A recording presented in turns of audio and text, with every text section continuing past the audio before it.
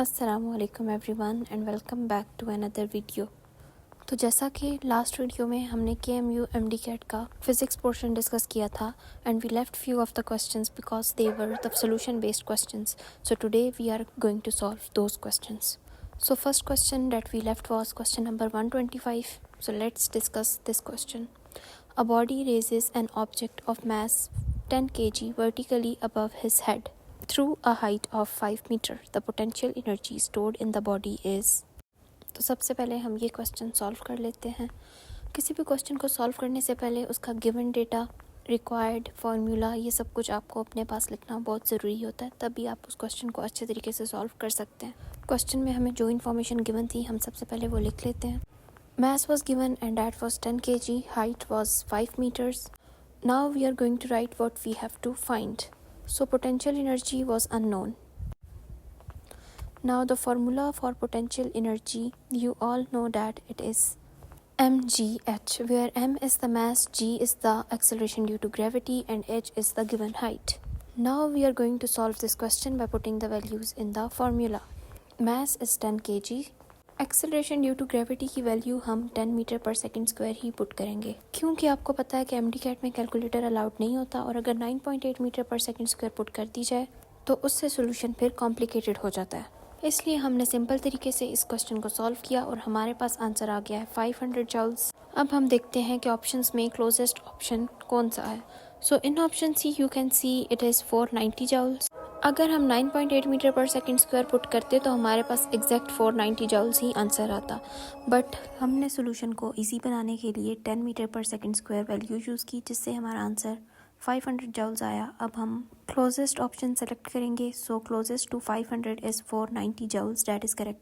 Next question that we left was question number 128.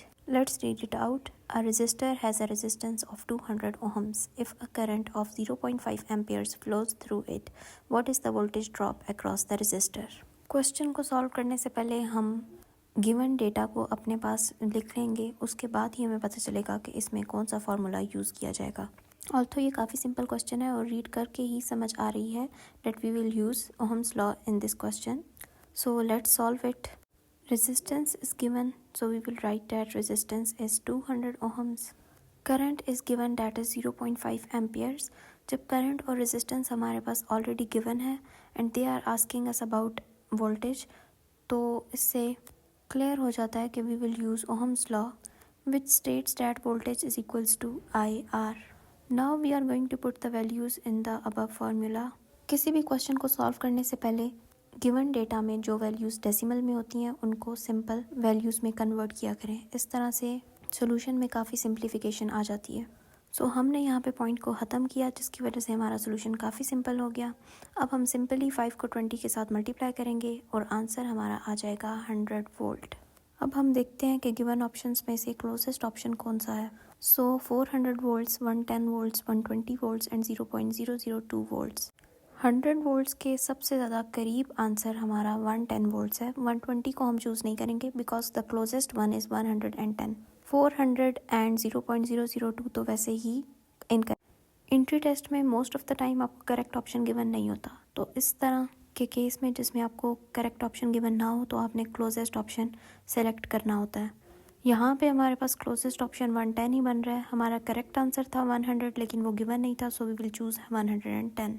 So the next question is the decay constant of sodium is 0.0000128 seconds. The half life of sodium is. ये question majority students ने wrong ही किया था। Although कि question difficult नहीं था but it was a bit lengthy, तो हम इसको सॉल्व करके देखते हैं। अगेन फार्मूला को डिटरमिन करने के लिए सबसे पहले हम गिवन डेटा लिखेंगे। गिवन हमारे पास सिर्फ डिके कांस्टेंट है, दैट इज़ लैम्डा 0.0000128 पर सेकंड। क्वेश्चन में हमसे हाफ लाइफ के बारे में पूछा गया है। हम हाफ लाइफ को फाइंड करेंगे। फार्मूला इसका we know that T half is equal to 0.693 divided by lambda. 0.693 यहाँ पे कांस्टेंट है, जबकि लैम्डा हमारे पास ऑलरेडी गिवन है क्वेश्चन में। लैम्डा यहाँ पे वेवलेंथ नहीं बल्कि डीके कांस्टेंट है। अब हम इस क्वेश्चन को सॉल्व करते हैं। सबसे पहले सॉल्व करने से पहले हम जो वैल्यू डेसिमल में है डीके कांस्टेंट की, हम उसको कन्वर्ट कर देंगे पावर में। इस तरह करने से सॉल्यूशन में एरर भी कम हो जाता है और उस क्वेश्चन को सॉल्व करना इजी भी हो जाता है। डीके कांस्टेंट की वैल्यू को एक्सपोनेंशियल फॉर्म में चेंज करने के बाद अब हम इसको सॉल्व करेंगे। ओके, तो यहाँ पे मैंने इसको फिर भी डेसिमल में ही रखा है ताकि ये पॉइंट पॉइंट के साथ कैंसिल हो सके। अब यहाँ पे मैं जब 0.128 लिखूँगी तो 0 point we will cancel it out with 0 point. Question को हमेशा इसी तरीके से सॉल्व करने की कोशिश किया करें। अब हम इसको सिंपल डिवीजन के साथ सॉल्व करेंगे। जैसे कि आपको पता है कि कैलकुलेटर अलाउड नहीं होता, तो 128 को मैं पहले 5 के साथ मल्टीप्लाई कर रही हूँ ताकि चेक कर सकूँ कि ये डिवाइड हो रहा है या नहीं। ओके, तो यहाँ पे ये इसके साथ आंसर आ रहा था। अब यहाँ पे हमारे पास आंसर तो आ जाएगा, डैट विल बी 5 × 10⁻⁴ सेकेंड्स। अब ये आंसर हमारे पास सेकंड्स में है, जबकि ऑप्शंस में ऐसा सेकंड्स वाला ऑप्शन कोई भी अवेलेबल नहीं था। अब स्टूडेंट्स को यहाँ पे काफ़ी ज़्यादा प्रॉब्लम हुई कि आंसर करेक्ट नहीं है ऑप्शंस में, जबकि ऑप्शंस में प्रॉब्लम नहीं थी, इस आंसर को आवर्स में चेंज करने की ज़रूरत थी। तो अब हम यहाँ पे सिंपल कन्वर्जन के साथ इसको आवर्स में चेंज कर देंगे और हमारा आंसर भी आ जाएगा।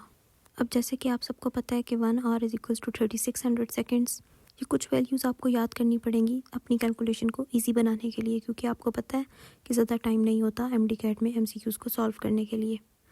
अब यहाँ पे हम इसको क्रॉस मल्टीप्लाई करेंगे और फिर हमें बेसिकली x की वैल्यू ही फाइंड करनी है। तो ये क्रॉस मल्टीप्लिकेशन के साथ ही हमारे पास x की वैल्यू आ जाएगी। ओके, तो अब हम इसको सिंपल तरीके से डिवाइड कर लेंगे। सबसे पहले 5 × 10⁻⁴ को हम ओपन करके रखेंगे ताकि ज़ीरोज़ को कैंसिल कर सकें। अब ये 2 ज़ीरोज़ को हम कैंसिल कर देंगे और जो बाकी टर्म हमारे पास बचती है उसको हम सिंपल डिवीजन के साथ सॉल्व कर लेंगे।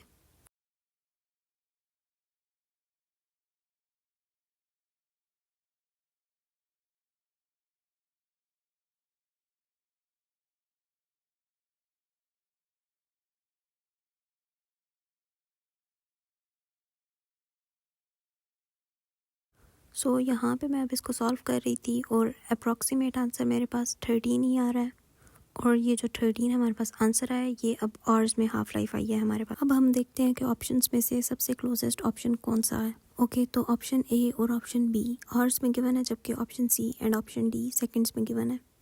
कोई भी MCQ सॉल्व करते वक्त आपको यूनिट्स का भी ख्याल रखना चाहिए, तभी आप करेक्ट ऑप्शन मार्क कर पाएंगे।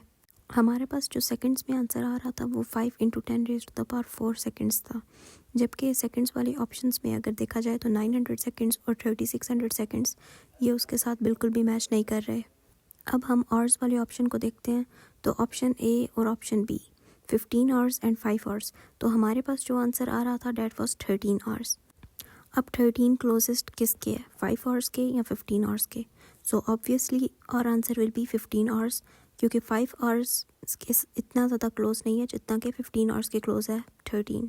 सो आपको क्लोजेस्ट ऑप्शन ही हमेशा सेलेक्ट करना होता है अगर एग्जैक्ट ऑप्शन अवेलेबल ना हो। अब हम नेक्स्ट क्वेश्चन सॉल्व करते हैं। So next question is at the end of 14 minutes 1 / 16 of a sample of radioactive polonium remains, the corresponding half life is। तो इसके लिए भी अब हमें सोल्यूशन की तरफ जाना पड़ेगा। सबसे पहले तो हमारे पास टाइम गिवन है डैट इज़ 14 मिनट्स, फिर हाफ लाइफ हमें फाइंड करनी है। The formula that we know is T is equals to N × T half. यहाँ पे हमने T हाफ के लिए इस फार्मूले को अरेंज करना है because we have to determine the half life. So N over here is actually the number of half lives that have been passed. अब number of half lives भी हमें मालूम नहीं है, बट उसको डिटरमिन करने के लिए हमारे पास इंफॉर्मेशन गिवन है, तो उस इंफॉर्मेशन को यूज़ करते हुए हम number of half lives determine करेंगे। क्वेश्चन में हमें बताया गया है कि 1/16 of the sample is left. जब हमें रिमेनिंग अमाउंट के बारे में इंफॉर्मेशन मालूम हो गई है, सो इसके ज़रिए number of half lifes find करना बिल्कुल भी मुश्किल काम नहीं है। So they are actually saying that 1/16 of the polonium is left behind. तो it means that initial concentration तो 1 ही होगी, तभी हमारे पास 1/16 रिमेनिंग है। फर्स्ट हाफ लाइफ के बाद पोलोनियम की कंसनट्रेशन 1/2 रह गई, सेकेंड हाफ लाइफ के बाद पोलोनियम की कंसनट्रेशन 1/4, थर्ड हाफ लाइफ के बाद 1/8 एंड फोर्थ हाफ लाइफ के बाद 1/16 हुई। So it means that total number of half lives are 4। काफ़ी सिंपल तरीके के साथ हमने नंबर ऑफ़ हाफ लाइफ्स को डिटरमिन किया है। Now we are going to determine the half life. So time हमारे पास ऑलरेडी गिवन था, डेट वाज 14 मिनट्स, और नंबर ऑफ हाफ लाइफ्स हमने फाइंड कर लिए 4. Now we are going to simplify it.